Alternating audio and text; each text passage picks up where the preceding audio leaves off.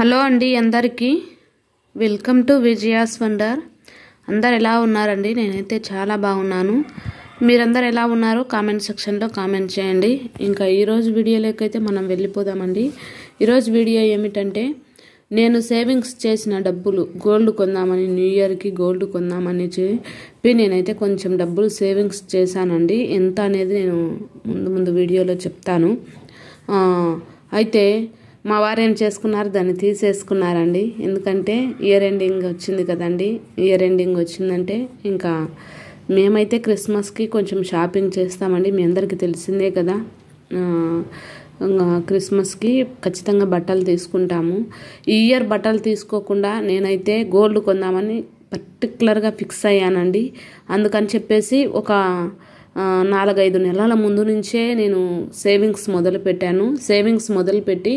Savings చేస్తూ వచ్చానండి. ఎంతో కొంత న్యూ ఇయర్కి గోల్డ్ కొనాలి, గుర్తుగా ఉండిపోతుంది. అందులో నేను యూట్యూబ్ చేస్తున్నాను కదా, పలానా సంవత్సరం నేను ఈ గోల్డ్ కొన్నాను అని గుర్తుండిపోతుంది అని చెప్పేసి గోల్డ్ కొందామని అయితే నేను సేవింగ్స్ చేశానండి. మా వారికి తెలియకుండా నాకు ఇచ్చిన డబ్బులు, ఖర్చులకు ఇచ్చిన డబ్బులతో నేను బడ్జెట్ వేసుకొని చూసుకొని ఖర్చులు పెట్టుకొని కొంచెం డబ్బులు నేను మిగిలించుకొని దాన్ని సేవింగ్స్లో వేసుకుంటూ వచ్చానండి.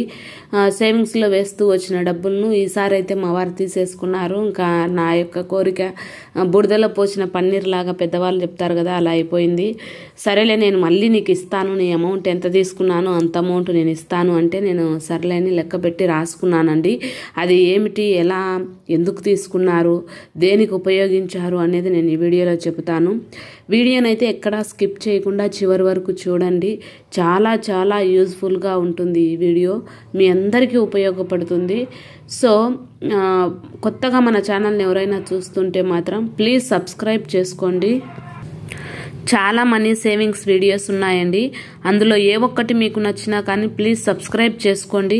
అలాగే మీరు ఒక లైక్ చేయండి. మీరు లైక్ చేయడం వల్ల ఈ వీడియో మరికొంచెం మందికి పోస్ట్ చేయబడుతుందండి. సో వాళ్ళకు కూడా కొంచెము ఉపయోగపడుతుంది. అలాగే నాకు కూడా కొంచెం మోటివేషన్గా ఉంటుంది, బూస్టింగ్ లాగా ఉంటుందండి. అందుకని అడుగుతున్నాను, ప్లీజ్ ఒక లైక్ చేయండి. ఇంకా వీడియోలోకి మనం వెళ్ళిపోదామండి. నేను న్యూ ఇయర్కి గోల్డ్ కొనడం కోసమని కొంచెం డబ్బులను సేవింగ్స్ చేస్తే మా వారు తీసేసుకున్నారు. అది ఎందుకు, ఏమిటి అనేది నేను ఈ వీడియోలో చెప్తాను. నిజంగా హౌస్ వైఫ్గా ఉండి డబ్బులు సంపాదించాలి అనేదానికంటే సేవింగ్స్ చేయిస్తాము అని చెప్పుకోవడం చాలా హ్యాపీనెస్ అండి. ఎందుకంటే హౌస్ వైఫ్స్గా ఉన్నాము, మేము ఏం సంపాదించలేకున్నాము, మేము ఏదైనా కొందామనుకుంటే మా చేతిలో డబ్బులు లేదు, మా వారు మా ఖర్చులకు కూడా డబ్బులు ఇవ్వరు అని కొంతమంది ఎప్పుడు బాధపడుతుంటారండి. అలా బాధపడకుండా ఇంట్లోనే ఉండి హౌస్ వైఫ్స్గా ఉండి మనం సంపాదించవచ్చండి. అంటే సేవింగ్స్ చేసినామంటే మనం సంపాదించినట్టే కదా. నేను లాస్ట్ వీడియోలో కూడా మీకు చెప్పాను.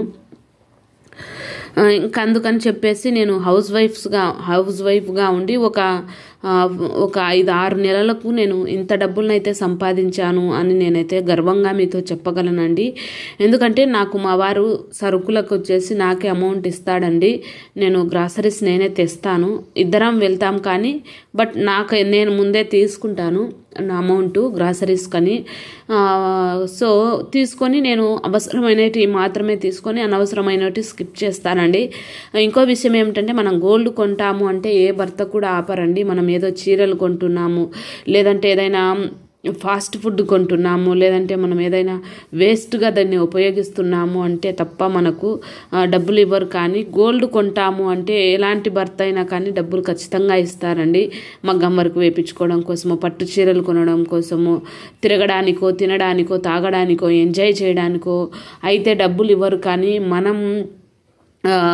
మనమైతే గోల్డ్ కొంటామంటే తప్పకుండా ఇస్తారు. నేను చెప్పాను, మా వారితో మాట్లాడుకున్నాను. మీరు కూడా మాట్లాడుకోండి ఇంట్లో. న్యూ ఇయర్కి మేము గోల్డ్ కొనాలనుకుంటున్నాం, మాకు కొంచెం డబ్బులు ఇవ్వండి సేవింగ్స్ కొరకు అని అడగండి, తప్పకుండా మీకు కూడా ఇస్తారు. నేను అలానే ఇప్పించుకున్నాను సేవింగ్స్. నేను న్యూ ఇయర్కి గోల్డ్ కొనాలనుకుంటున్నాను అని చెప్పేసి నేను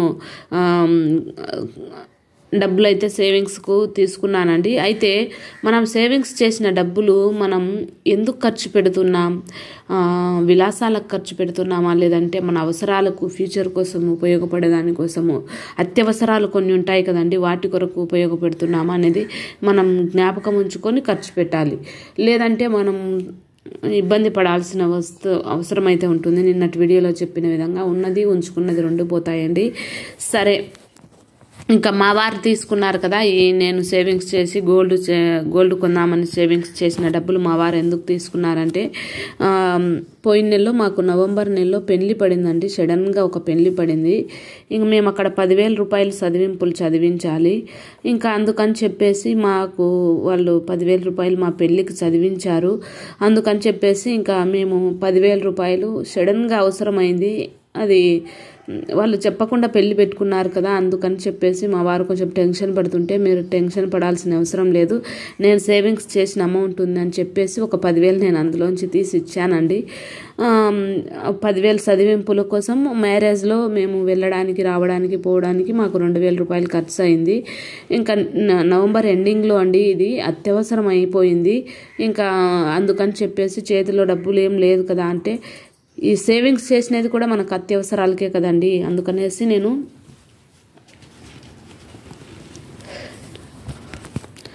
నా దగ్గర ఉన్న అమౌంట్ను నేను 12,000 రూపాయలు అయితే మా వారికి ఇచ్చానండి. ఇది మా వారు నాకు మళ్ళీ తిరిగి ఇస్తానని చెప్పారు, కానీ ఇవ్వకపోయినా ప్రాబ్లం లేదండి. ఎందుకంటే ఇది అత్యవసరాలకు వాడుకున్నాడు కాబట్టి దీన్ని మేము ఎక్కడ వేస్ట్ చేయలేదు, ఒక్క రూపాయి కూడా వేస్ట్ చేయలేదండి. కష్టపడి సేవింగ్స్ చేసిన డబ్బుల్ని మేము అత్యవసరాలకు ఉపయోగించాము. ఇంకా అదేవిధంగా పిల్లలకి స్కూల్ ఫీజు కట్టామండి. ఇప్పుడు డిసెంబర్ మంత్ కదా, డిసెంబర్ మంత్లో టర్మ్ ఫీజు కట్టాలి. అందుకని చెప్పేసి ఒక 10,000 ముగ్గురికి కలిపి 10,000 రూపాయలు టర్మ్ ఫీజు కట్టానండి. ఇది కూడా అవసరం కదా, ఎక్స్పెక్టేషన్ ఇది ఆల్రెడీ ముందే ఎక్స్పెక్టేషన్. బట్ ఈ మంత్ కొంచెం క్రిస్మస్ కదండి, షాపింగ్ ఉంటుంది. షాపింగ్ కోసమని డబ్బులు మా వారు మాకు ఇవ్వాలి కదండి. షాపింగ్ చేయాలంటే పిల్లలకి బట్టలు తీసుకోవాలి. అందుకని చెప్పేసి ఇంకా యాక్చువల్గా నవంబర్లో కట్టేసింటే సరిపోయిండేదిలే. నవంబర్లో మాకు ప్రోగ్రామ్స్ ఎక్కువ పడ్డాయండి. ఇంకా అటు ఇటు తిరగడంలో బాగా డబ్బులు ఖర్చు అయిపోయాయి. ఏమున్నాయండి, 500 బయటకు తీస్తే ఇంకా బయటకు అయితే రావడం లేదు, అది చిల్లర తిరిగి ఇంటికి రావడం లేదు. సో అందుకని చెప్పేసి ఇంకా ఈ మంత్ స్టార్టింగ్లోనే 3వ తారీఖునే మేము 10,000 పిల్లలకి ఫీజు కట్టామండి. ఇది కూడా నేను సేవింగ్స్ చేసిన డబ్బులు, ఇది కూడా మేము ఎక్కడా వేస్ట్ చేయలేదు, పిల్లల ఎడ్యుకేషన్కి ఉపయోగించాము. ఇంకా అదేవిధంగా నేను 5,000 రూపాయలు పొదుపు కట్టానండి ఈ మంత్ చాలా కొంచెం మా వారికి ఖర్చు ఉంటుంది కదా అని చెప్పేసి నా దగ్గర సేవింగ్స్ చేసిన డబ్బులను నేను ఈ విధంగా పొదుపు కట్టేశానండి.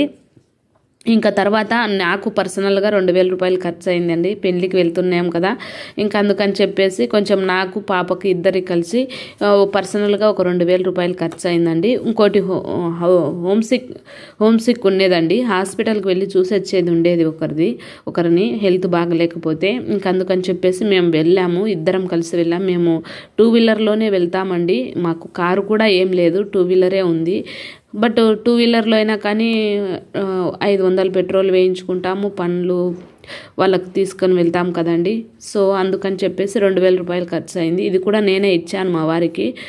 ఇంకా మొత్తం వచ్చేసి ఇదంతా కలిపి నాకు వచ్చేసి 31,000 రూపాయలు అయితే అయిందండి. ఈ 31,000 రూపాయలు నేను సేవింగ్స్ చేశానండి, గోల్డ్ కొనడం కోసమని సేవింగ్స్ చేశాను.